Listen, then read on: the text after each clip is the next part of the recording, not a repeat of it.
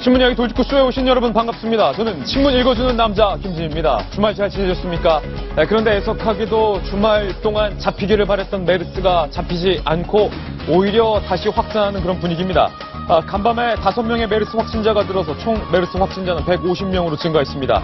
그리고 사망자가 2명이 더 증가했습니다. 그래서 사망자 수는 총 16명으로 증가했습니다. 메르스 때문에 사망한 치사율은 10%대를 돌파했습니다.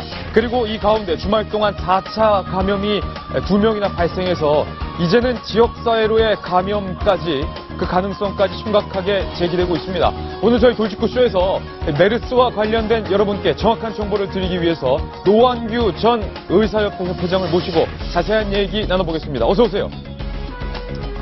자, 오늘 조간신문들도 이 심각하게 주말 동안 잡히지 않은 메르스의 상황에 대해서 우려하고 있습니다.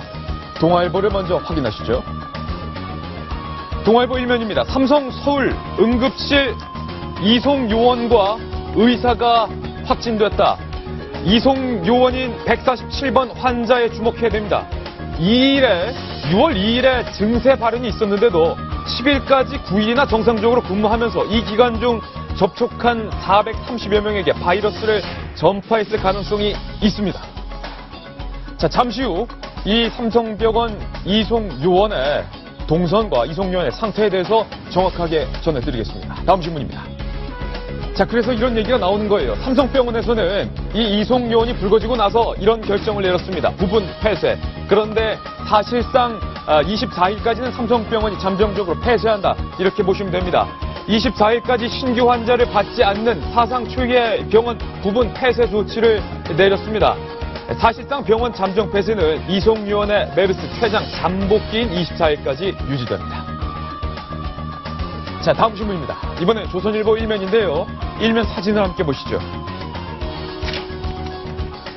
자, 이 가운데 우리 경제는 계속 살아야 되는데 이게 걱정입니다. 박근혜 대통령이 메르스 여파로 어려움을 겪고 있는 동대문 패션타운의 한 상가를 방문해서 이 최근 상황에 대한 설명을 듣고 상인들을 위로하는 시간을 가졌습니다. 박 대통령은 직접 머리핀과 원피스 2벌을 구입했습니다.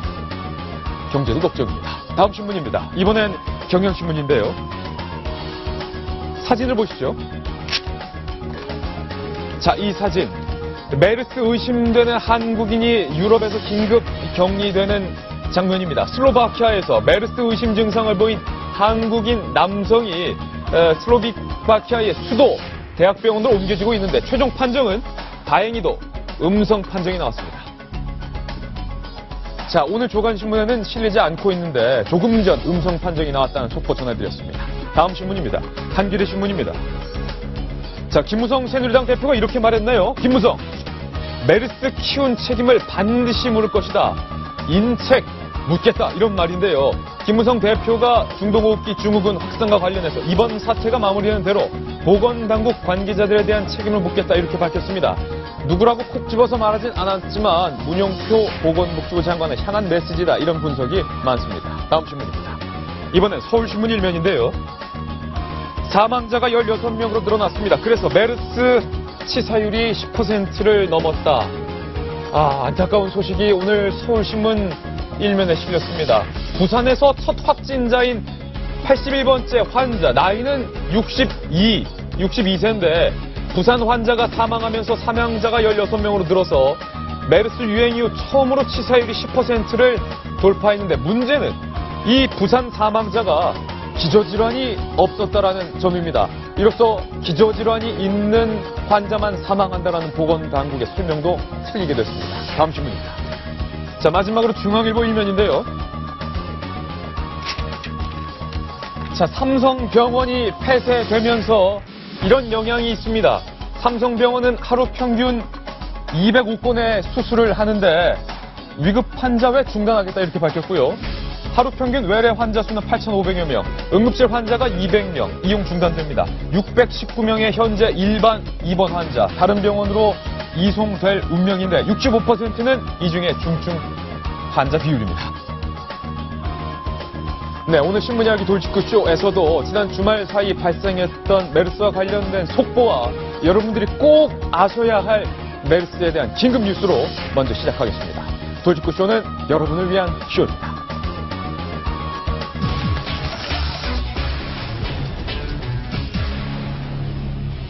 네, 월요일 아침 돌직구쇼 시작하겠습니다.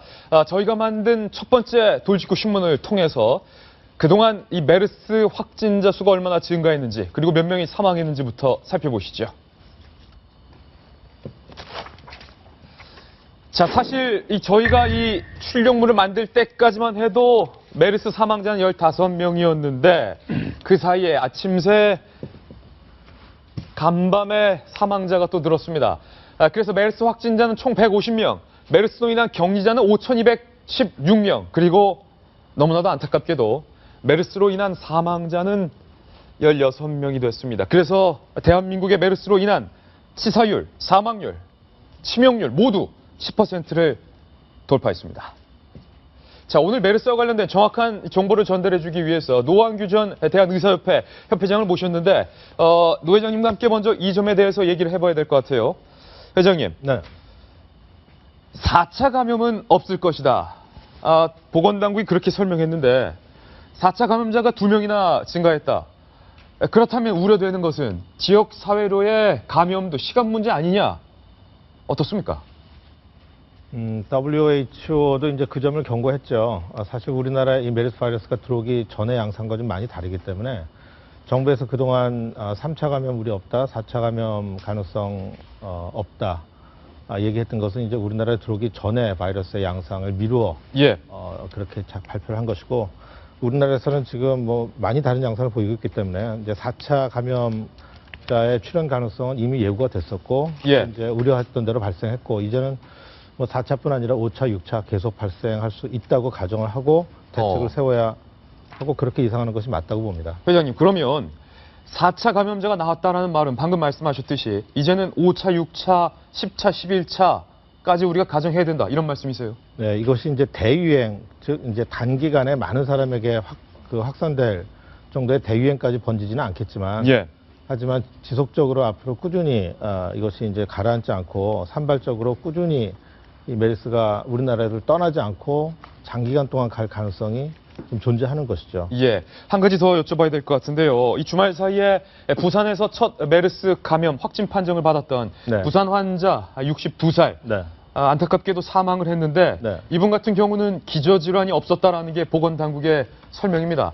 그동안은 암이나 폐렴과 같은 기저질환이 있는 사람에 한해서만 사망할 확률이 높다라고 보건당국은 설명했었는데 이제는 기저질환이 없는 건강한 사람일지라도 사망을 할 수 있다, 이것 아닙니까? 그렇죠. 건강한 사람일지라도 사망할 수 있습니다. 단 확률적으로 낮은 것이죠. 제가 지금 논문을 한 편 손에 들고 왔는데 이 제목을 보면 2012년도에 발표된 거죠. 한국 군인에서 중증 아데노바이러스의 폐렴의 임상 양상이라는 것인데요. 군인들 중에서도 소위 말하는 독감에 걸려서 폐렴으로 진전돼서 사망하는 사람들이 우리나라에서도 나오고 있고 외국에서도 꾸준히 나오고 있습니다. 이 젊은 사람들이 독감에 걸려서 사망하는 일은 굉장히 드물지만 이렇게 일어날 수 있는 것이죠. 메르스 바이러스는 독감보다는 지금 훨씬 더 치명적이고 그래서 젊은 사람들에게 또 기저질환이 없는 사람들에게 덜 발생하고 사망이 덜 일어난다는 것이지 이제 소수에서는 일어날 수가 있는 것이죠. 그렇군요. 오늘 메르스와 관련된 정확한 도움 말씀 저희가 더 기대해 보겠습니다. 더 큰 문제는요, 여러분이 지금 보고 계신 이 메르스와 관련된 속보 150명, 사망 16명 이라는 통계 자료는 일주일 전, 그러니까 메르스가 잠복해 있었던 시점, 일주일 전의 상황이라는 겁니다. 일주일 전에 이미 접촉을 했고 메르스 바이러스가 옮겨갔고 일주일 뒤에 메르스가 발열되고 있는 상황을 일주일 뒤에 접하고 있다는 점이 더 안타까운 소식인데요. 부산 얘기를 좀 더 해야 될 것 같습니다. 정성희 위원님, 부산에서 메르스 확진자가 발열 증상을 보인 이후에 병원과 식당 등에서 700여 명이 넘는 사람들과 접촉한 것으로 확인됐다. 그러니까 다시 말하면 부산이 완전히 뚫렸다는 것이죠. 우리나라 제2의 도시인 부산이 수도권과 서울에 의해서 다시 뚫렸다는 의미인데요. 이 환자 부산의 한 전산업체의 직원입니다. 그런데 이제 메르스가 발병번인 대전 대청병원. 정부가 이제 그림을 잠깐 잘못 발표했던 그 병원이죠. 그 병원에 그 전산 일 때문에 들렸다가 돌아왔습니다. 돌아온 것이 5월 30일입니다. 5월 30일부터 발열 증세가 나타나기 전까지 많은 군데를 다녔네요. 직장을 복귀를 해서 대중교통도 이용하고 식당도 가고 그래서 무려 이제 병원 4곳, 약국 3곳, 식당 4곳, 종사자와 환자, 손님 예. 해서 모두 779명과 접촉을 한 것으로 조사가 돼서 예. 이들 중에 상당 부분이 자가격리 되거나 아니면은 지금 능동관리 대상자로 되고 있어서 지금 부산이 패닉 상태라고 할 수 있습니다. 예. 한 번 더 말씀드리자면은 이 143번 환자인데요. 이 환자가 들렀던 병원은 센텀병원, 예. 자해내과의원, 자해내과, 한서병원, 좋은강암병원 이렇게 4곳입니다. 예. 143번 환자의 일정표를 지금 저희가 공개하겠습니다.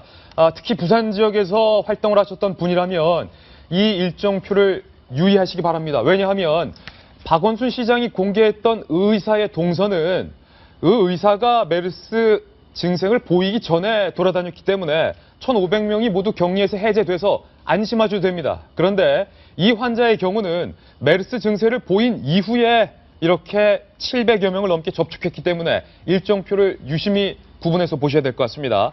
자, 143번 환자는 여러분이 보고 계신 것처럼 대전 대청병원에서 이 컴퓨터 관련한 용역업체로 체류를 했었습니다. 그리고 5월 30일에는요, 자가용으로 대청병원에서 부산으로 귀가를 했고요. 그리고 6월 1일 일정을 보시기 바랍니다. 조금 더 자세히 봤으면 좋겠는데요. 부산 도시철도 3호선 망미역에서 승차를 해서 사직역에서 하차를 하고요. 사직동의 기흥식당을 1차 방문, 해운대구 좌동의 이응식당을 2차 방문, 해운대구 좌동의 히읗주점을 방문하고요. 해운대구 좌동의 편의점까지 방문을 합니다. 그리고 다음 날인 6월 2일에는 자가용으로 출근을 해서 센텀병원, 정성희 위원께서 말씀하셨듯이 센텀병원 응급실을 방문합니다. 그리고 6월 4일에는 자해내과에서 진료를 받고요. 6월 5일에는 한서병원, 6월 6일에는 좋은강인병원, 그리고 6월 10일에는 동아대병원에서 메르스 양성 판정을 받고 격리 치료 중입니다. 박용진 대변인. 네. 이게 걱정되는 143번이 걱정되는 이유가 발열 증세를 보이고 메르스 증세를 보인 이후라는 것은 메르스로 전염시킬 수 있는 시기라는 건데 네. 그 이후에 700여 명을 넘게 접촉했다. 정말 문제죠. 그러니까 도대체 이분이 특히나 지하철로 움직였을 때 상황에 대해서는 아예 그냥 빼고 있는 거예요. 예. 그 사람들은 빼고 접촉했던 사람마다 700명이 넘는 상황이기 때문에 이후에 어떻게 상황이 벌어질지 모른다는 건데요. 지금 관련해서 제가 한 가지 더 말씀을 드리면 조선일보 오늘 사면에 이제 보도하고 있는 내용인데 예. 구급차 내에서도 지금 감염이 발생한 거 아닙니까? 근데 이 감염과 관련해서 그동안 3차는 없다, 4차는 없다 이렇게 얘기했었던 것과 전혀 무관하게 예. 지금 이런 상황들이 발생을 하고 있어요. 특히나 구급차 운전자 예. 133번이고요. 그리고 구급차를 이동할 때 민간 구급대 보조요원이었던 145번 환자가 이렇게 예. 이제 감염 사례로 지금 나타나고 있는 구급차 내 감염은 저희가 잠시 후에 좀 더 자세히 다뤄보겠습니다. 네네. 그런데 요런 상황까지 가고 있기 때문에 지금 국민들이 볼 때는 그렇죠. 3차는 없다, 4차는 없다, 지역사회 감염은 없다 이렇게 이야기하고 있는 예. 이런 부분들에 대해서 신뢰가 안 가고 그 사태가 점점 이게 방어막을 통해서 차단이 가능하냐. 예. 여기에 대한 근본적인 지금 질문까지 가고 있는 거죠. 오늘 한겨레 신문 4면에 부산 지역의 상황이 사진으로 찍혀 있는데요. 한겨레 신문 4면을 보시면요. 부산 시내가 이 메르스 때문에 완전히 뚫려 있다. 그래서 소독차가 부산 시내 전 지역을 방역하고 있는 그런 사진이 오늘 한겨레 신문 4면에 보도되고 있습니다. 여러분이 지금 보고 계신 저 사진인데요. 부산 시내 병원과 식당 등에서 779명 이상과 접촉한 것으로 밝혀지면서 부산에서 지금 방역을 하고 비상이 걸렸다는데, 자, 회장님. 네. 143번 환자가 발열 증세를 보인 이후에 700여 명 넘게 접촉했다는 것은 네. 700여 명이 메르스 전염 가능성이 높은 상황이라는 거지요. 아니요. 아닙니까? 그렇지 않습니다. 어떤 겁니까, 그럼? 메르스 감염 가능성은 여전히 낮습니다. 예.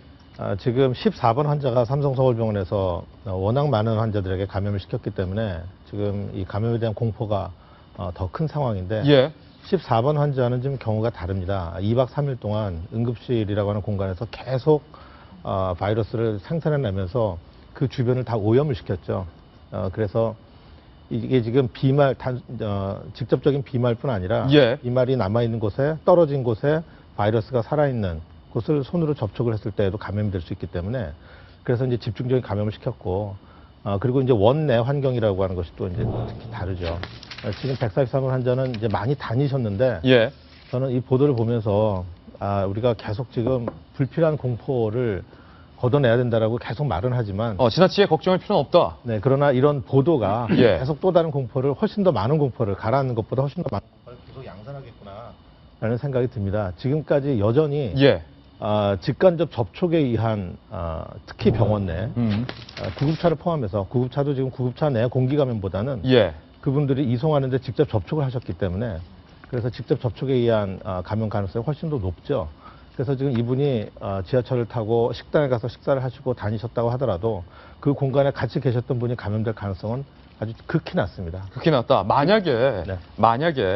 여러 메르스 확진 환자 중에서는 네. 10분간 또 안 되는 시간에 스쳐 지나가듯 기침을 하고 지나가는데 물론 병원 내이지만 네. 메르스가 전염이 됐단 말이에요. 네. 그런데 이번 143번 환자 같은 경우에도 메르스 증세를 발현한 이후에 지역사회에서 돌아다녔는데 네, 밀폐된 식당 공간에서 메르스가 전염될 확률은 아예 없습니까, 그럼? 아예 없는 건 아니죠. 예. 아주 극히 희박하다는 말씀이고요. 같이 식사를 한 사람에게 기침을 하면서 튀었거나 예. 혹은 식당에 출입을 하면서 이분이 지나가는데 마침 기침을 하면서 침이나 가래가 튀어나오는데 그것을 직접 얼굴에 맞았거나 그런 분들은 얼굴이나 이 몸에 옷에 묻었거나 그래서 예. 그것이 이제 흡입하게 되면은 그러면 감염 가능성이 있죠. 주의를 해야겠군요. 네, 하지만 식당에서 같이 식사하는 동안에 저쪽에 이제 환자가 앉아 있는데 제가 그 환자로 인해서 감염될 가능성은 매우 낮다는 것이죠. 특히나 예. 그 다음 날 또 그 다다음 날 식당을 방문했을 때 감염성은 더더욱 없는 것이죠. 예. 한 가지만 더 짧게 여쭤보면 35번 의사 서울시에서 35번 의사의 동선을 공개했는데 그때 의사는 메르스 증상이 발현되지 않았던 경우고 네. 이번은 메르스가 발현된 경우인데 물론입니다. 둘 중에 메르스의 전염 가능성은 어느 쪽이 더 높은 겁니까? 당연히 두 번째 증세가 있을 때가 더 높겠죠. 예. 하지만 다시 한번 말씀드리지만 이게 우려하시는 것처럼 그렇게 큰 가능성은 아니다. 예. 그러나 의학자의 입장에서 가능성이 없다라고 얘기하기가 좀 어려워서 네. 그래서 이제 지극히 낮다 이렇게 표현하는 것이죠. 좋습니다. 자, 143번 환자 말고도 그런데 여러분이 또 주의하셔야 될 137번 환자가 있습니다. 이 환자는 서울 삼성병원에서 이송요원, 응급실에서 근무했던 이송요원인데 메르스 증세를 보인 이후 9일이나 더 병원에 근무를 했던 사실이 뒤늦게 밝혀졌습니다. 다음 돌직구 신문입니다. 삼성서울병원은 그래서 부분 폐쇄하기로 했습니다. 신규 외래 입원 모두가 중단이 됐습니다. 강은하 기자가 취재했습니다. 삼성 서울병원 응급실 출입구 주위에 2m 높이의 흰색 차단막이 설치됐습니다.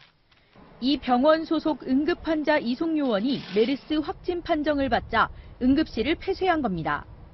삼성 서울병원은 어제 오전 원장이 직접 나서 메르스 확산을 막지 못하고 오히려 확산시킨 데 대해 사과했습니다. 137번 환자와 관련해서 국민 여러분께 큰 심려를 끼쳐드려 머리 숙여 사죄드립니다. 또 응급환자 이송요원인 137번 환자와 직간접적으로 접촉한 환자와 직원들은 병원이나 자택으로 격리했으며 병원도 부분 폐쇄하기로 했다고 밝혔습니다. 외래와 입원 환자를 새로 받지 않고 응급수술을 제외한 모든 수술도 중단하기로 한 겁니다. 메르스 확산을 막기 위한 조치지만 기존 입원 환자들 사이에선 볼멘 소리가 터져나옵니다. 다른 데 옮기면 받아줄 때가 있어요? 안 받아주지? 안 받아주는 거가 그 환자들 때문에 병원 자체가 폐쇄가 되는데. 인근 주민들 역시 불안감을 떨치지 못하고 있습니다. 저도 삼성의료원으로 몇 번 왔다 갔다 하면서 진료도 받고 저희 어머니도 지금 아프셔서 이거 예약을 잡았는데 불안해서 가지를 못하겠어요. 아니 무섭죠. 오늘 삼성 서울병원에 진료 예약된 외래 환자만 4천여 명에 달해 이들이 다른 대형 병원으로 몰릴 경우 진료 대란이 일어날 가능성까지 나오고 있습니다. 채널A 뉴스 강은하입니다.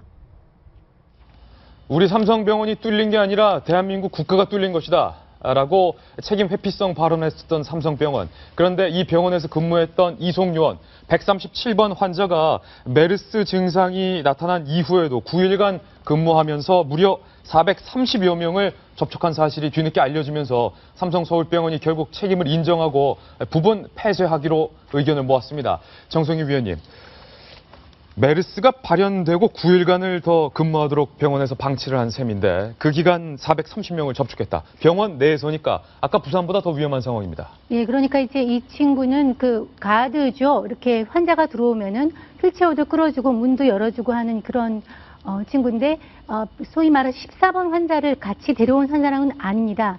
그 옆에서 아마 접촉을 했던 것 같아요. 예. 접촉을 하면서 본인이 환자인 줄을 모르고 증세 없이 있다가 지금 확진을 받았는데 그 사이에 보니까 9일 동안을 계속 그 일을 해왔다는 것이죠. 그러니까 이 친구가 다른 환자들을 접촉했을 가능성이 상당히 높아 보이는데 문제는 이제 삼성이라는 우리나라의 대표적인 탑5에 드는 어떤 병원에서 어떻게 이렇게 환자와 접촉 가능성이 높은 예. 이송 요원에 대해서 아무런 조치도 취하지 않고서 9일 동안 근무를 하게 했느냐.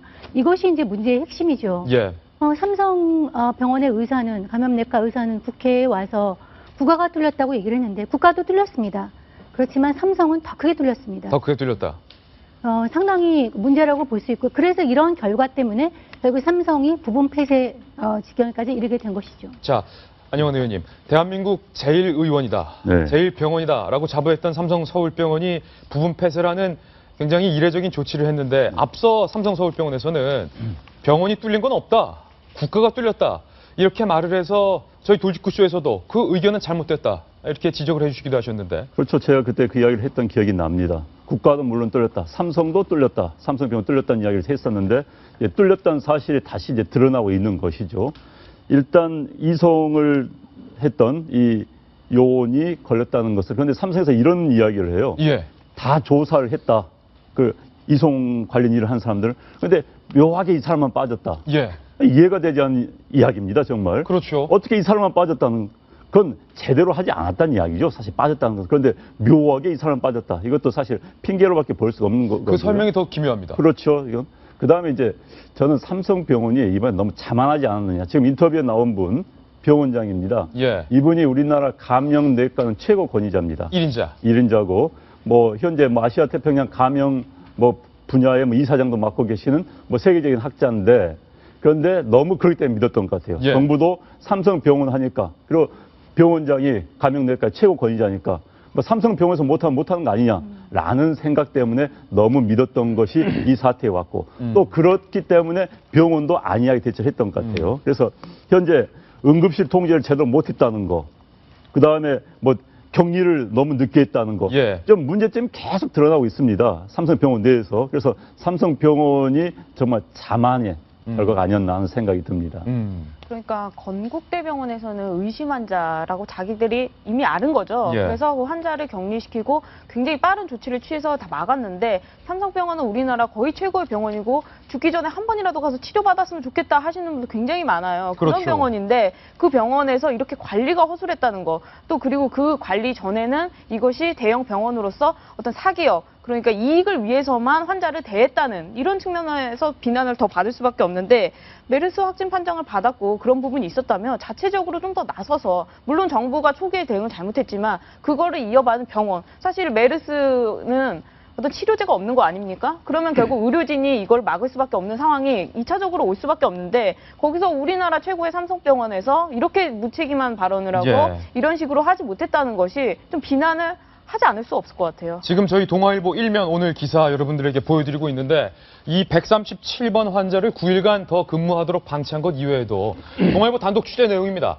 애초에 초기에 감염자와 접촉했었던 600명을 닷새 동안 방치했었다라는 사실이 오늘 동아일보 취재 결과 드러났거든요. 그래서 박용진 대변인, 세간에서는 부분 폐쇄하는 게 아니라 삼성서울병원을 통째로 폐쇄해야 되는 거 아니냐, 이런 지적도 나오고 있어요. 그런 얘기가 나옵니다. 삼성에서 지금 확진자가 뭐 계속 나오고 있었잖아요. 근데 그 중에 절반이 격리 대상자 외에서 지금 나오고 있는 거. 이게 가장 큰 문제로 계속 스멀 삼성이 제대로 하고 있는 거야? 라고 하는 얘기가 나왔고요. 급기야 어저께 박원순 서울시장은 관련 대책회의에서 무슨 얘기를 했느냐면, 예. 삼성이 열애 대상이 되고 있다. 삼성은 열애 대상이 되고 예, 있다. 그러니까 국가 방역 체계에서 열애 대상이다. 우리 군대 갔다 오면 열애 대상이 얼마나 기분 나쁜 대상인 줄 알고 있죠. 그렇죠. 다들 얼차려 받거나 다들 똑바로 해야 되는데 삼성만 지금 뒷짐지고 있는 상황이 되고 오히려 삼성에서 지금 동아일보가 보도한 것처럼 관련 의료진 270몇 명은 싹 다 격리 조치가 됐는데 다른 의료진 이외의 사람들 간호조무사 병을 간호하는 다른 분들이라든지 관련 종사자들 이런 사람 600여 명 방치한 채로 좀 있었다는 거예요. 그러면서도 삼성이 큰 소리를 치고 국회에 와서 삼성이 뚫린 게 아니라 국가가 뚫렸다 이런 얘기를 하도록 내버려둔 것과 관련해서 저는 이 말씀 꼭 드리고 싶어요. 예. 대통령 지시로 만들어진 즉각대응팀 뭐 하고 있는 겁니까? 뭐 하고 있나? 삼성이 지금 이 지경에 왔는데요. 삼성이 어저께 뭐라고 그랬어요? 자진 폐쇄입니다. 대통령이 즉각대응팀 만들 때 뭐라고 그랬느냐면 관련 전문가를 구성한다. 병원에 대한 폐쇄 명령권을 주겠다라고 얘기를 했습니다. 그런데 즉각대응팀이 한 건 뭐냐면 삼성이 뭐 좀 조치를 해주셨으면 좋겠어요. 라고 요구한 거예요. 결국은 삼성이 스스로 알아서 병원을 폐쇄하도록 그것도 부분 폐쇄. 예. 그것도 밀리다 못해가지고 언론과 여론이 악화일로로 가고 있으니까 이제서야 겨우 부분 폐쇄로 가는 그것도 자체적으로요. 아니 국가가 행정력을 가지고 강제권을 가지고 해야 되는 일을 지금까지 방치해놓은 대한민국 정부는 뭐 하고 있느냐라고 예. 하는 얘기가 당연히 나올 수밖에 없죠. 이번에는 의사 선생님께 좀 전문적인 의견을 여쭤봐야 될 것 같은데 아까 질문 전에 요건과 관련해서 한마디만 좀 드리겠습니다. 삼성서울병원. 네. 지금 삼성서울병원의 원장님께서 감염내과 의사시고 또 감염학회 현재 국내 이제 대한감염학회 회장이십니다. 아, 회장이군요. 네. 그래서 정부도 그 부분을 이제 굉장히 신뢰를 했었다라는 얘기가 지금 나오고 있는데 지금 병원 내 감염에 대해서는 사실은 감염 관리도 필요하고 그래서 감염내과 선생님들이 감염 관리를 하고 계십니다. 예. 하지만 이것은 기본적으로 감염내과는 감염된 환자를 치료하는 것을 전문으로 하시는 분이지 그 전염병의 확산을 막거나 이것은 다른 분야인 거죠. 예. 공중보건학의 분야입니다. 예방의학에서 해야 될 분야고요. 그런데 지금 안타깝게도 우리나라 지금 이 전염병 관리에 대해서는 모든 대다수 전문가들이 전부 다 감염내과 선생님들 하고 계세요. 이번에 그 즉각대응팀에도 대부분이 다 감염내과 선생님들입니다. 네, 일종의 구조적인 문제네요. 그렇습니다. 그래서 그런 구조적인 문제가 이번 사태를 좀 확산시키는데도 또 하나 큰 이유가 됐다고 생각합니다. 듣고 보니 그렇군요. 그런데 아까 부산 환자 상황과 비교했을 때 부산 환자는 이 지역 사회에서 잠깐 여러 경로를 거쳤기 때문에 감염 가능성에 대해서는 그리 심각히 걱정 안 하셔도 된다 이렇게 말씀하셨는데 이번 이송요원 같은 경우에는 밖에서가 아니라 병원 내에서예요. 그리고 문제가 됐던 응급실 아니었고 응급실과 외래병동을 막 돌아다녔던 이송 요원이었고 외래병동에서도 메르스 확진이 나왔는데 9일간 430명 걱정됩니다.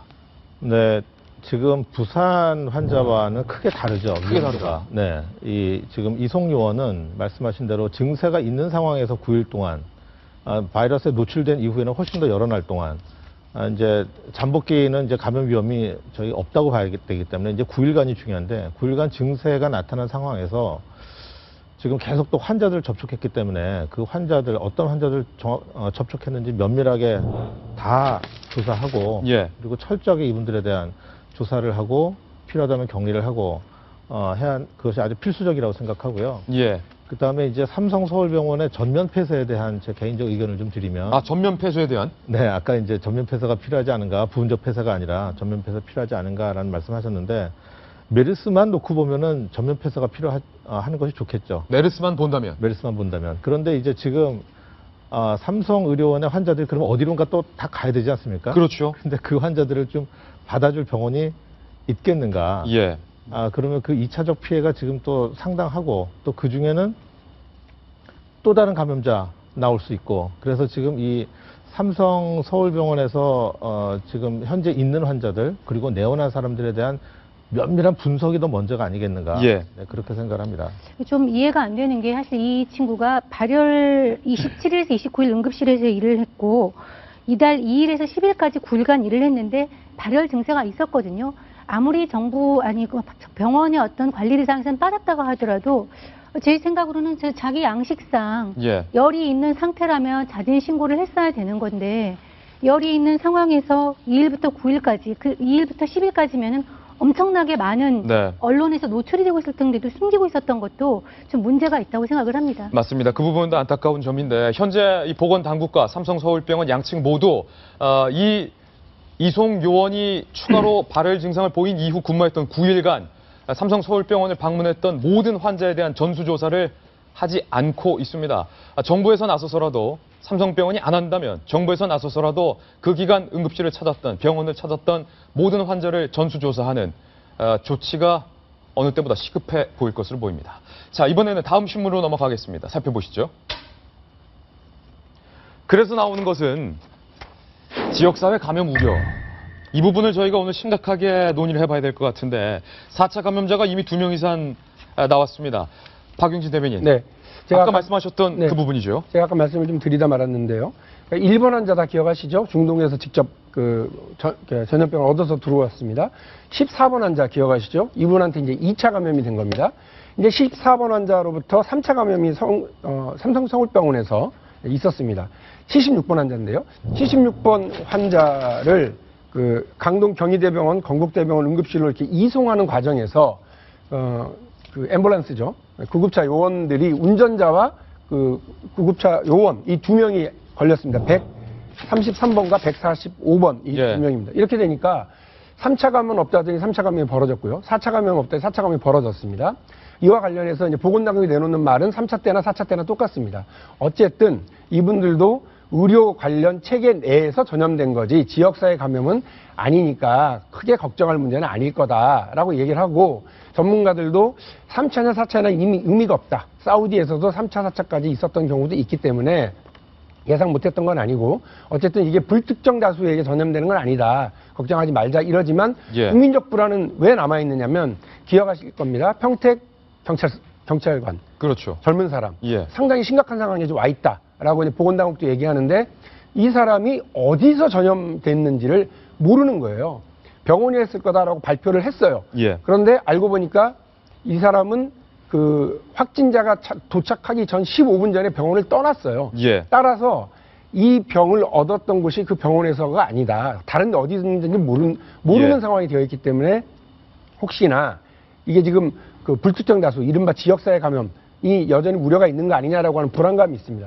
지금 우리가 뭐 젊은 사람, 어린이 안 될 거다. 근데 지금 이제 그런 가능성들이 막 열리고 있고요. 기저질환 없으면 괜찮다 했는데 기저질환이 없는 분이 사망을 하고 있는 상태입니다. 그런데 이 전염력과 관련해서도 사람 대 사람에서는 점점 낮아졌는데 그렇지 않고 계속해서 이 전파력 대 전염력이 유지되고 있는 건 또 뭐냐. 게다가 오늘 이제 한겨레 신문 사면에서 사우디에서 그 관련 논문이 나왔는데 우리가 알고 있는 그 잠복기 2주가 아니라 6주까지도 된다라고 하는 것이 있어서 대단히 우려스러운 상황인 거죠. 이게 지역사회 감염으로 볼 것인가 아니면 아니다. 구급차 아니기 때문에 병원 안에 감염으로 볼 것인가 이 부분이 좀 애매합니다. 지금 4차 감염인데 지역사회 감염 관련해서 지금 사실 한 가지 맹점이 있긴 합니다. 맹점이 뭡니까? 지금 지역사회 감염은 저희가 지역사회에서 어떤 환자가 예를 들어서 실제 메르스 환자가 감염이 됐다. 그러면 그분을 검사를 해야지 확진될 거 아닙니까? 근데 지금 소위 말하는 위험병원, 메르스 환자가 발생했거나 혹은 경유했거나 그래서 이제 위험 지역으로 알려진 그런 병원을 경유한 사실이 없으면 방문한 사실이 없으면 검사를 안 해줍니다 현재. 그러니 실제 지역사회 감염 환자가 나온다 하더라도 검사를 지금 할 수 없기 때문에 진단이 안 되는 그런 맹점이 지금 한 가지가 있습니다. 지금 동네 의원의 의사들이 가장 지금 불평하는 게 그거거든요. 이 환자가 메르스를 의심을 해야 하는데 분명히 이제 뭐 서울병원이나 이런 병원에 다녀온 기억력은 없고 그런데 이제 증세가 메르스를 가려낼 될 것 같아서 확진 검사를 해야 되는데 연락을 하면 안 해주는 거죠. 돈이 많이 드나요? 아니요. 지금 많이 밀려 있어서 그렇습니다. 밀려 있어서? 지금 4차 감염을 보면은 도대체 3차 감염은 뭐고 4차 감염은 뭐고 지역사회 감염은 뭐고 병원에 감염은 뭐냐 헷갈리실 겁니다. 지금 설명드리겠습니다. 자, 1차 감염자가 있어요. 1번 환자입니다. 중동에서 직접 낙타에게 옮겼든 중동에게 옮겼든 처음 걸린 사람. 이 부분에게 감염된 사람이 2차 감염자입니다. 여기서까지 보건당국은 없을 거다. 얘기했지만 3차 감염자 나왔어요. 2차 감염에게 옮은 사람이 3차 감염이에요. 근데 3차 감염한테 옮은 사람이 4차 감염입니다. 그러니까 이 4차 감염자는 1차 감염자를 보지도 듣지도 만나지도 못했던 사람이 어느 순간 걸려있다. 도대체 어디서 내가 걸렸는지조차 모를 정도의 상황이 이제는 4차 감염이고 5차 감염이고 6차 감염인데 아까 의사 선생님 잘 말씀해 주셨지만 4차 감염 정도까지 나왔다라는 얘기는 5차, 6차, 7차의 구분이 이제는 없다.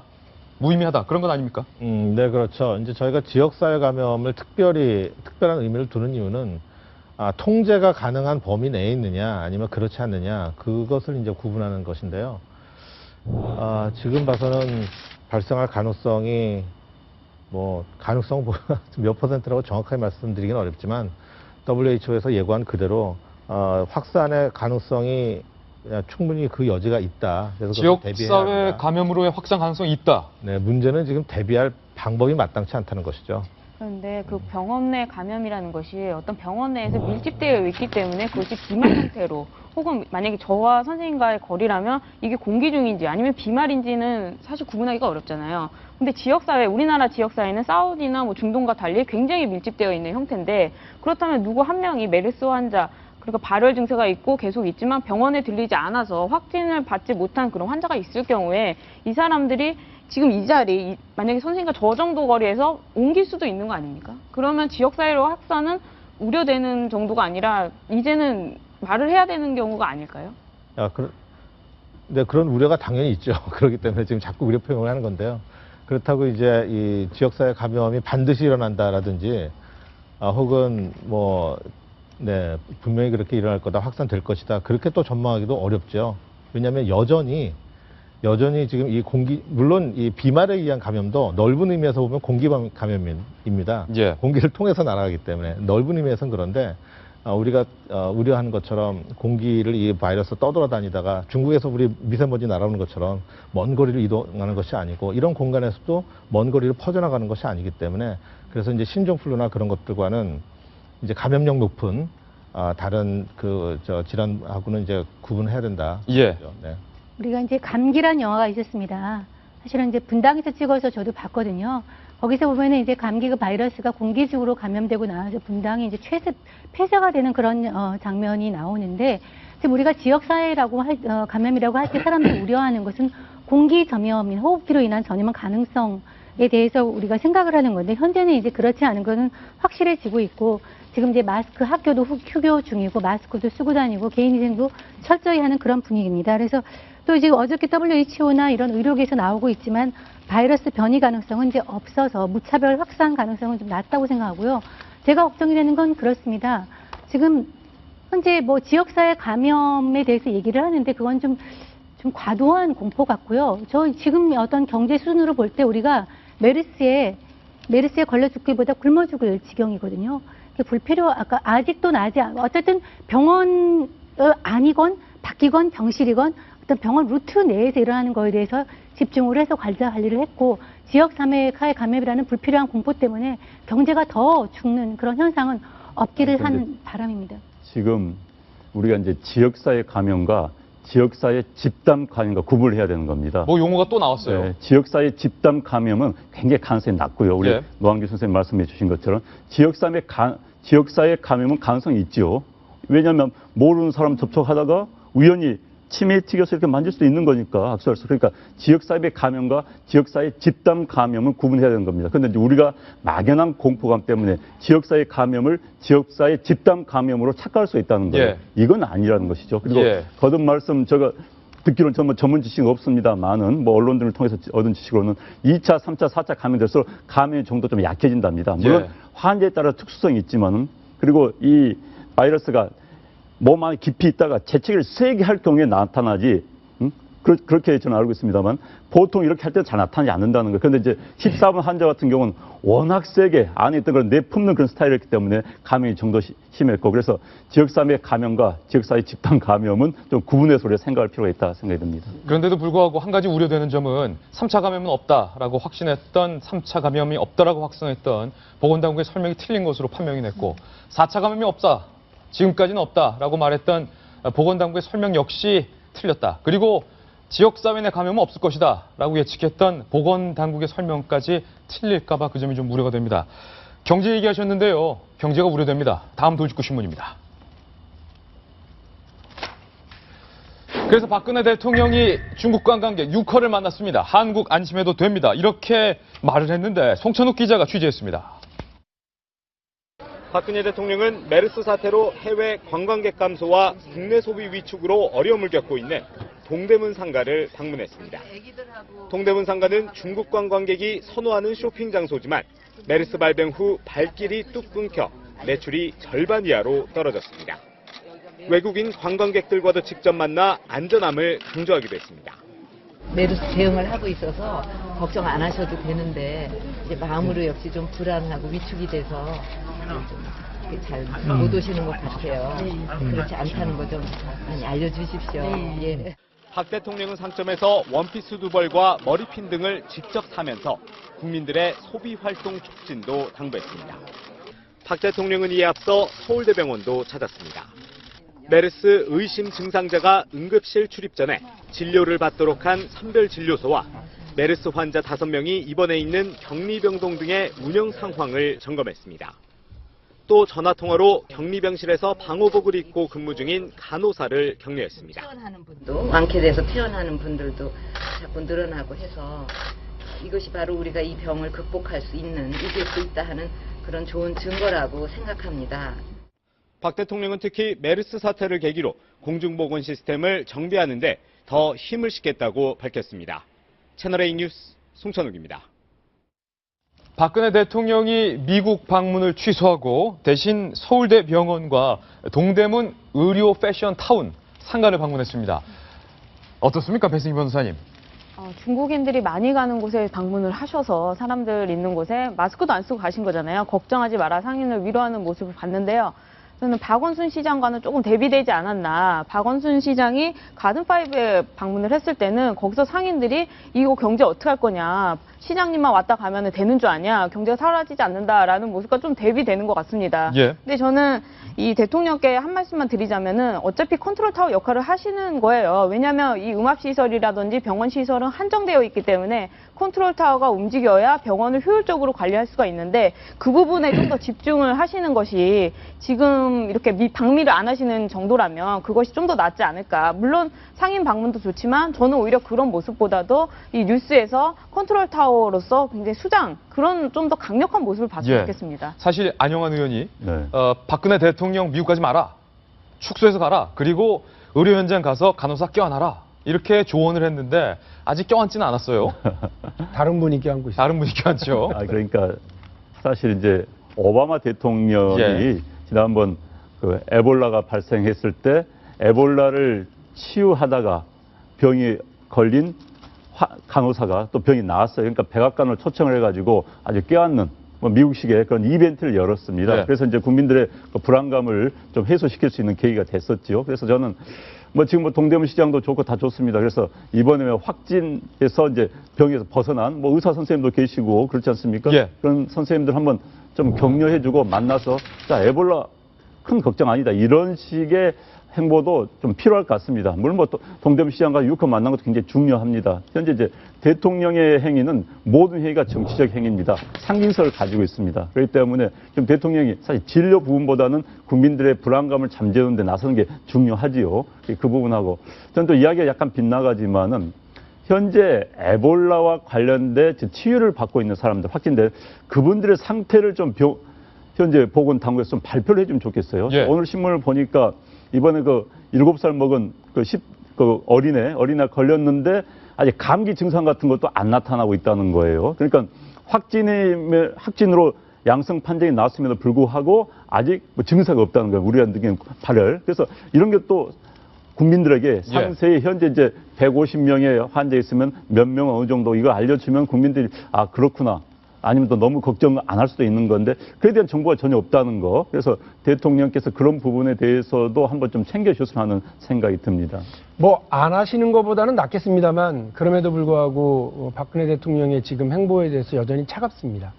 중앙10평, 오늘 중앙일보의 31면을 보면은요, 강원택 서울대 교수가 중앙10평에서 힘들 때 더 안 보이는 대통령이라고 하는 제목의 칼럼을 기고를 했네요. 여기서 이제 영국의 조지 6세, 영국 국왕이죠. 그러니까 2차 세계대전 때 어떻게 대처했는지를 이야기를 합니다. 버킹엄 궁에 그 독일의 폭탄이 떨어지니까 그때 희생된 영국의 다른 지역의 사람들에게 이제 면목이 선다라고 얘기하고요. 또 그 배급 체계에 스스로 돕고 나섰고요. 예. 이렇게 국민과 함께 하려고 썼던, 그래서 전쟁을 승리로 끝내자 국민들이 모두 다 버킹엄으로 몰려가서 국왕의 이름을 외쳤다라고 소개를 하면서 이렇게 이야기를 합니다. 메르스 사태 초기에 느슨하고 안이한 조치는 말할 것도 없고 그 이후에도 박 대통령의 대응 방식은 매우 행정적이고 실무적으로 보인다. 국민의 어려움과 위기감을 이해하고 있고 또 함께하려는 노력한다는 인상보다는 오히려 건조하고 형식적이다. 그래서 박 대통령이 보다 한 걸음 더 열심히 해야 되는데 오히려 국민과 한 걸음 떨어져 있다는 느낌이다라고 하는 차가운 이제 비판을 하는데 오늘 대부분의 언론에서 박근혜 대통령이 보다 적극적으로 움직여주길 바란다는 거예요. 컨트롤 타워의 역할뿐만이 아니라 국가 지도자로서의 역할, 그래서 국민의 공포감도 잠재우지만 그것이 공감을 충분히 이루면서 좀 진행됐으면 좋겠다라고 하는 것이 많은 국민들의 바람입니다. 그러니까 대통령이 이렇게 된 거는 조금 이제 실기한 데서 시작이 되죠. 예. 그러니까 방미 여부를 갈 것인가 말 것인가 고민하다가 늦게 이제 하다 보니까 강원택 교수가 이걸 썼을 때도 대통령이 어저께 열심히 움직인 상황은 아마 반영하지 못하고 썼을 것 같습니다. 그렇지만 오늘 경향신문에 소개를 안 해드릴 수 없는데요. 이 청와대 인식이 여전히 엉뚱한 데 있다는 거는 하는 기사인데 저기 시민들이 어저께 대통령이 다니신 거에 대해 청와대가 이렇게 브리핑을 했답니다. 시민들이 대통령이 움직이는 곳을 따라다니며 사진을 찍거나 응원을 해주었으며 진짜 박 대통령 맞아? 대박. 대통령 파이팅. 예. 이런 응원의 메시지가 많았다고 하는데 있었을 겁니다. 있었을 것인데 이것이 전체 국민의 민심을 반영하지는 않는 것일 텐데 청와대가 이렇게 전체 국민과 민심과 동떨어진 브리핑을 하면서 대통령 심기 경호에 열중하는 모습은 보기가 안 좋습니다. 이것이 예. 대통령의 상황 판단에 대한 오판으로 이어지지 않기를 바라는 마음입니다. 예, 오늘도 저희 월요일 아침에 메르스와 관련된 다양한 속보와 긴급 뉴스들로 저희가 전해드렸는데요. 메르스에 관한 소식들을 전해드리면서 말미에 저는 꼭 이 사진을 여러분께 보여드리고 싶어서 제가 한번 준비해봤습니다. 바로 이 사진입니다. 자, 일단은 폐쇄 조치에 들어간 삼성 서울병원. 병원의 이 지도부 측에서는 분명 잘못한 점이 있고 메르스 관리에 실패한 점이 있습니다. 그렇지만 저 메모를 좀 한번 보시죠. 그래도 우리는 끝까지 환자 곁에 있을 겁니다. 이 글은 병원 식당 게시판에 한 간호사가 쓴 글입니다. 병원의 잘못된 조치와는 별개로 이 메르스와 관련해서 많은 의료진들이 힘든 시간들 그리고 비난의 대상으로서 고달픈 시간들을 보내고 있는 것은 사실입니다. 그리고 메르스 전염의 위험성에 그 누구보다도 간호사와 의사들이 노출이 되어 있는 것 또한 사실입니다. 우리가 정책을 비판하고 병원을 비판하는 것과 별개로 그래도 끝까지 환자 곁에 남아있겠다라는 이 간호사들의 의료 정신, 이 정신은 좀 높게 평가해야 될 것이 아닌가라는 생각이 드는데 오늘 노한규 선생님 나오셔서 여러 조언해 주셨는데 어떻습니까, 이 글? 여러 번 봤는데도 볼 때마다 감동적이에요. 지금 눈가에 좀 눈물이 좀 맺히셨는데. 예.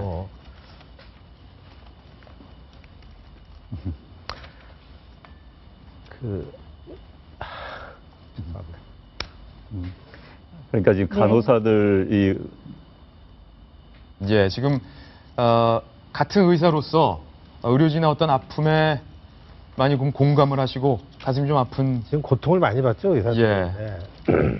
어제 이제 제가 그 삼성 서울병원에 이제 의료진 한 사람하고 통화를 했는데 예. 정말 죽고 싶다고 하더라고요. 정말 많이 힘들고 또 동네 뭐 의원 의사들 뭐 누구나 말할 것 없이 그런데 이제 또 한편 그 이제 병균으로 취급을 받는 경우도 가끔 생기고 특히 가족들이 이제 뭐 학교에서 뭐 격리해라 지금도 그런 얘기들 계속 들리고 의료진을 상대로. 네네. 예. 그리고 이제 환자 진료할 때 아까 제가 말씀드렸던 것처럼 이제 정부에서 정확한 가이드라인을 내려주지 않아서 뭐 의심 환자가 있을 때 뭐 검사를 어떻게 하라든지 어떻게 보내라든지 그런 것들이 가이드라인이 지금도 정확하지가 않습니다. 예. 계속 혼선이 있고 또 전국에 있는 모든 보건소들이 또 보건복지부 소속이 아니에요. 예. 지자체 소속이고 이제 안행부 소속이다 보니까 보건복지부의 지휘 체계도 잘 안 되고 그러니까 어떤 보건소는 정말 지역사회에서 협조가 잘 되고 어떤 데는 정말 완전히 따로 정말 따로 행동하고 있고 굉장히 혼란도 많고 어려움도 많고 뭐 의료진이라고 공포가 없겠습니까? 예. 의료진은 근데 저희처럼 그냥 이 일상생활을 하는 사람들이 아니라 계속 매일매일 환자를 만나는 사람들이기 때문에 그래서 그 의료진들에 대한 좀 오해 없었으면 좋겠고 또 시각 또 제가 이제 잠시 눈시를 붉어진 것이 이제 그 35번 환자에 대해서 지금 모든 의료진들이 또 굉장히 막 남의 일이 아니라 내 일처럼 생각하고 진료하다가 그 위중한 상태에 빠져서 현재 위중한 상황에 빠진 그 서울시에서 동선을 공개했던 35번 환자. 네, 그래서 이제 뭐 여러 가지 그냥 겹쳐서 잠시 좀 눈시를 붉어졌는데 네. 응원을 좀 부탁드리겠습니다. 예, 아마 국민들도 이 메르스를 대처하는 정부와 보건 당국의 그리고 삼성병원의 잘못에 대해서는 질타해도 메르스 환자와 또 메르스를 잡기 위해서 최선을 다하는 의료진에 대한 고마운 마음은 아마 국민들도 다 공감을 하실 겁니다. 한마디만 더 붙일게요.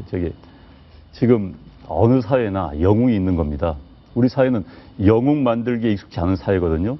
이번 메르스 사태가 진정이 되면 우리 사회에 또 영웅이 나와야 되는 겁니다. 그래야지 우리 사회가 살만한 사회로 보이고 살만한 사회가 되는 겁니다. 거기 영웅은 의료진이 돼야 되는 겁니다. 사실 삼성서울병원이 욕을 먹더라도 삼성서울병원 내에서 전 SMC라고 보니까 삼성서울병원 간호사 같아요 보니까 삼성서울병원 내에서 고생한 분이 있다 이겁니다. 그래서 이번 사태 끝나고 나서 우리 사회에 또 하나의 영웅이 나타났어. 우리 사회가 정말 살만한 사회라는 걸 보여주는 그런 계기가 됐으면 제가 합니다. 며칠 전에 SNS에 글 하나 올렸습니다. 한참 이제 의사들 자녀들 이제 비난받고 그럴 때 제가 미국 같았으면 지금쯤 의사들 영웅으로 만들었을 것이다. 또 간호사들, 의료진들을 영웅으로 만들었을 것이다. 그래야 힘내서 일하거든요. 가장 힘들 때. 저도 한마디만 더 하고 싶은데요. 오늘 보셨겠지만 다 지역사회 전파 가능성이 소위 커지면서 자가격리자가 5,000명이 됐거든요. 주변에서 아마 자가격리를 받고 계시는 분들이나 능동관리를 받고 계신 분들이 있을 겁니다.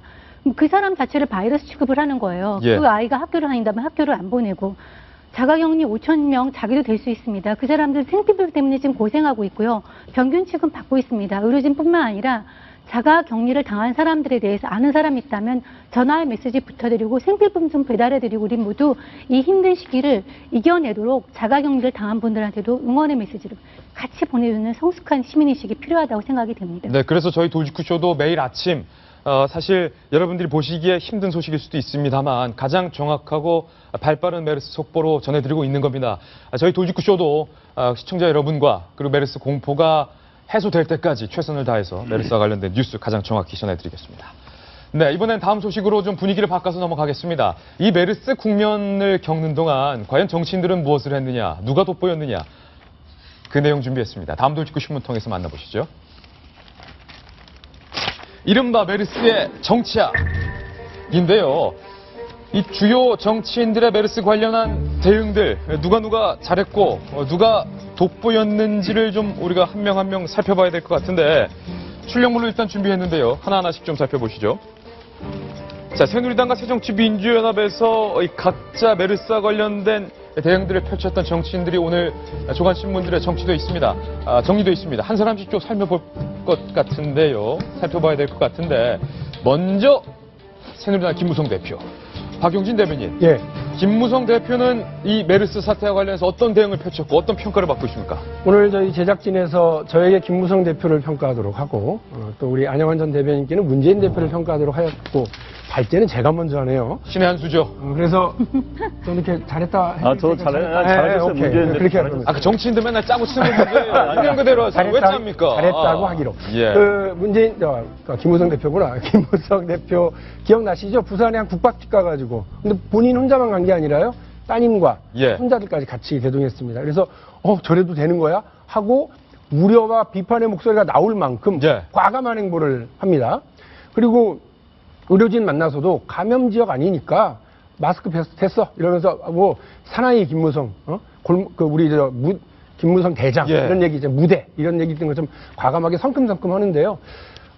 과도한 공포가 메르스보다 더 문제다라고 늘 이야기하는 우리 안영환 전 대변인께서 강조하는 적극적으로 만나고 안심을 시켜줘라라고 하는 것에 아주 제일 이 돌직구를 보면서 가장 민감하게 반응한 정치인이 바로 김무성 대표인 것 같습니다. 이런 면에서 국민들에게 호평을 받고 있는 건 맞는 것 같습니다.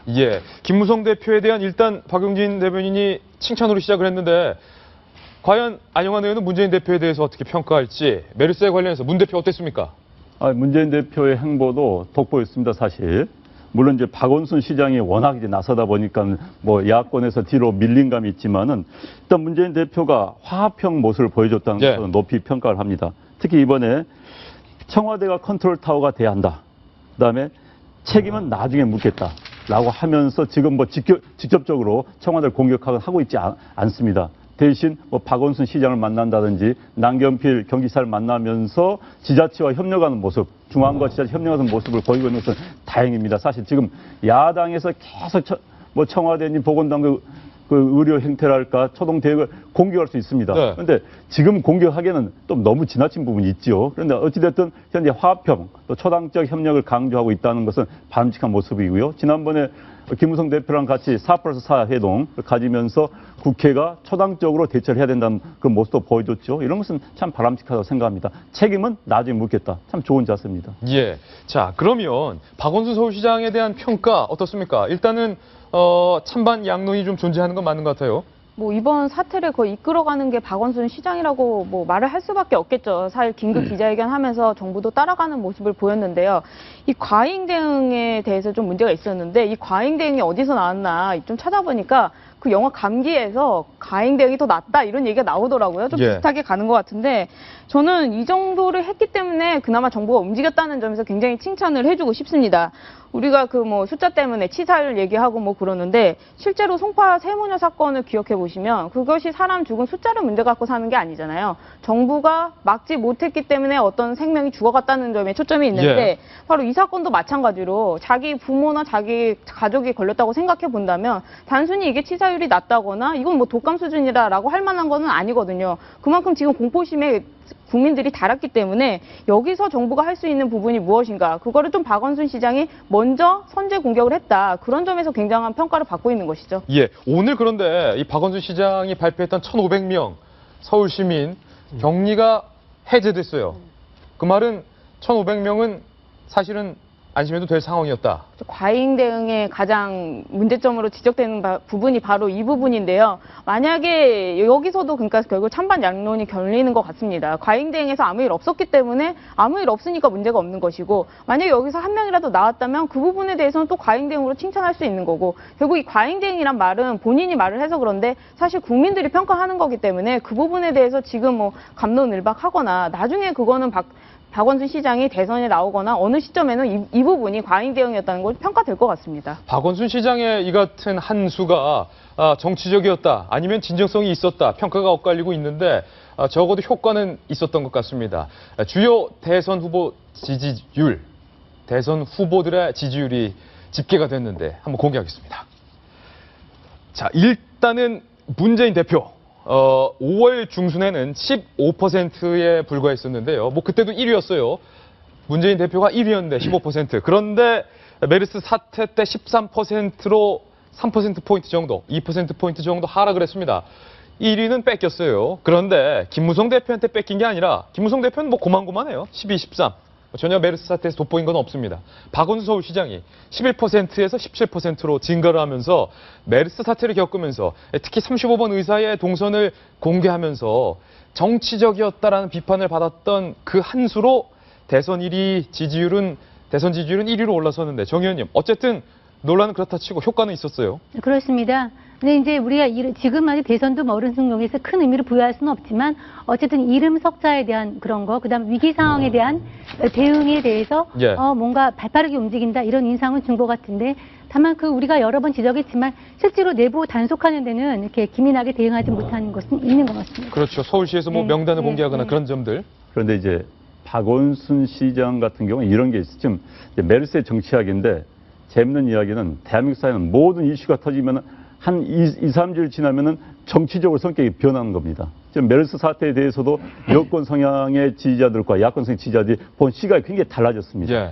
그래서 뭐 여권 성향 지지자들은 야 이거 좀 안심하자 하면 야권 성향 지지자는 무슨 소리야 겁나는데 이런 식으로 바뀌고 있거든요. 마찬가지로 박원순 시장에 대한 반응도 그런 양상이 보이고 있습니다. 그렇다 보니까 야권 성향의 지지자들 가운데서 박원순 시장한테 표가 몰리는 그런 경향이 지금 나타나고 있는 겁니다. 그동안 박원순 시장은 일하지 않는 시장이 되겠다라고 말하면서 거의 언론의 에서부터 좀 멀어진 감이 있었거든요. 근데 이번 언론에 부각되면서 올랐고, 이제 재미있는 것은 김무성 대표입니다. 사실 여권 후보들 같으면 이번에 전체 정부 책임 때문에 빠져야 되는 겁니다. 보면은 우리 오세훈 시장도 좀 빠졌고 김문수 지사도 좀 빠졌거든요. 그런데 오히려 당장 책임을 가장 많이 져야 돼. 집권 여당의 대표가 오히려 올랐다는 거, 1% 올랐다는 것, 이것도 사실 눈여겨봐야 될 대목이죠. 대응을 그만큼 잘했다는 거. 국밥 먹고 뭐 여러 가지 그렇죠. 근데 잘 나갈 때 어려울 때 생각하자 이런 말씀 드리고 싶은데요. 박원순 시장이 여기에 너무 와 신난다 이렇게 하실 건 아니다. 왜냐하면 그렇죠. 아까 잠깐 말씀하신 것처럼 야권 내 지지층의 쏠림 현상인 거예요. 문재인 대표 좀 빠졌죠? 안철수 의원도 빠졌죠? 여기는 안 나와 있습니다만 아마 다른 야권의 주요 예상 후보자들도 조금씩 빠졌을 거예요. 그런 쏠림 현상이 하나 있다. 그리고 또 하나는 문재인 대표를 아까 평가할 때 이렇게 정권에 대한 비판을 좀 자제하고 있다. 맞습니다. 엄청 많이 자제하고 있습니다. 저도 그렇고 가능하면 이 국가 제안과 관련해서 야권이 무슨 정치적 이득을 보려고 하는 것처럼 비치지 않으려고 되게 많이 노력을 하고 있는 와중에 정중동 야권 지도부 전체는 정중동 후보를 하면서 공동 책임을 지려는 모습을 많이 보이고 있거든요. 그러나 방역을 책임져야 하는 지자체 단체장으로 서울시장 적극적으로 움직이고 과감하게 행보를 하면서 많은 주목과 또 찬사도 받고 있는 것 같습니다. 네, 정치인들 언급하고 있는데 한 분 빠진 분이 있습니다. 바로 이분인데요. 자, 안철수 의원은 저희가 일단 마지막으로 남겨놨습니다. 왜냐하면 오늘 신사동 그 사람의 첫 번째 주인공이 안철수 의원이기 때문입니다. 신사동 그 사람, 안철수 의원에 대한 이야기를 볼 건데 사진을 먼저 보시죠. 정 의원님, 안철수 의원 왜 여기서 이러고 있어요? 문과인 것 같은데 문과에서 들어가지 못하고 문 발치해서 지금 상당히 뻘쭘해 보이기도 하고. 기자 안철수 같은데요. 딱 스텝을 들고 기자 안철수 같은데 이게 WHO가 그저께 한국 정부와 같이 공동 방역 조사 결과를 발표를 했는데요. 여기에 안 의원이 이렇게 갔습니다. 갔는데 이제 들어가지 못하고 바깥에서 얘기를 듣고 메모만 해서 나왔습니다. 그래서 저는 처음에는 이제 안 의원 얘기만 듣고 어떻게 현재 보건복지 국회의원이 WHO 공식 결과에 대해서 코멘트하기 위해서 갔는데 저렇게 문전박대를 할 수가 있냐고 분개를 했는데 알고 보니 오지 말라고 했답니다. 왜냐하면 WHO나 정부 관계자도 합동평가단도 이것이 정치인들이 와가지고 자의적으로 해석하거나 정치적으로 이용당할 가능성이 있기 때문에 우리 정부뿐만 아니라 WHO에서 정치인은 오지 말아달라라고 얘기를 한 상황인데 이제 무리하게 간 것이죠. 그래서 저는 이번 결과적으로는 안 의원이 저렇게 정부나 WHO의 의사를 무시하고 간 것이 이제 문제라고 보고요. 여러분들 알다시피 안철수 의원이 바이러스 전문가 아닙니까? 물론 이제 컴퓨터 바이러스 전문가지만 확대 해석하면 사실 바이러스 전문가거든요. 그렇죠. 바이러스는 좀 안다를 하고 할 수 있었기 때문에 이 국면에 대해서 상당한 어떤 행보와 이런 걸 할 수 있었을 것인데 사실 좀 잠잠했습니다. 근데 이제 조국 혁신위원이 새정치민 혁신위원이 아니 안철수는 의사 출신이다. 자신의 상품성을 높일 수 있는 좋은 기회라. 라고 이제 조언을 이제 페이스북, 트위터로 한 게 4일이고요. 그 다음에 이제 안철수 의원이 좀 뒤늦게 이제 움직이다가 이렇게 좀 약간 오버해서 오히려 역효과를 본 것 같습니다. 그런데 사실은 안철수 의원이 의사이고 바이러스 전문가인데 메르스 관련해서 뭐 하고 있냐라는 여론이 많았고 조국 교수가 이 같은 트위터를 올리니까 WHO의 기자회견장에 안 의원이 가보겠다라고 밝혔는데 문전박대를 당했다. 안 의원은 펄펄 뛰고 있는데 사실관계를 좀 살펴보니까 이미 WHO 측에서 의원은 좀 곤란합니다라고 사전에 입장 불가, 방침을 통보했다. 그러니까 WHO에서 의원뿐만 아니라 기자들과 정부 관계자도 3명밖에 못 들었답니다. 과장하고 사회 본 사람 3명밖에 못 들어갔다는 다 통제를 한 겁니다. 정치인뿐만 아니라 일반인 통제를 다 한 것이죠. 아니 그런데 검찰 수사 발표할 때 검사 출신, 변호사 출신이 나 검사 출신, 변호사 출신이니까 기자회견장 가서 질문 던집니까? 안 던지죠. 똑같은 일이죠 지금. 의사 출신이기 때문에 별게 있는 게 아니고. 그런데 이제 안철수 의원이 뒤늦게 속된 말로 오버하다가 그냥 걸렸습니다. 안타깝습니다. 차라리 WHO 기자회견 말고 이 메르스와 관련된 치료제나 아니면 치료 방법에 대한 입장을 좀 발표하고 그런 쪽으로 개선책을 발표하는 건 어떨까 하는 아쉬움도 듭니다. 광고 보고 돌아오겠습니다. 잠깐만요. 네, 오늘 월요일 아침이고 해서 사실 휘날레 기사를 다른 기사를 저희가 준비했었는데요. 돌직구쇼를 진행하다 보니까 준비했던 기사 말고 이 사진을 보여드리는 게 더 낫다라고 판단을 해서 다시 한번 여러분들에게 소개합니다. 자, 서울 삼성병원의 한 간호사가 그간의 심경을 표현하면서 그래도 우리는 끝까지 환자 곁에 있을 겁니다. 라는 길지도 않습니다. 매우 짧은 문장. 아까 노한규 전 의사협회장은 이 말을 보자마자 눈물을 흘리기도 했는데 아마도 전 국민들의 마음도 이와 같을 겁니다. 응원합니다. 모든 의료진과 간호사 그리고 메르스에 걸려서 메르스가 사투하는 환자들 모두 응원합니다. 그리고 여러분의 걱정을 덜어드리기 위해서 저희 돌직구쇼는 내일도 최선을 다하겠습니다. 오늘 하루는 분명 어제보다 더 나을 겁니다. 좋은 하루 되십시오. 고맙습니다.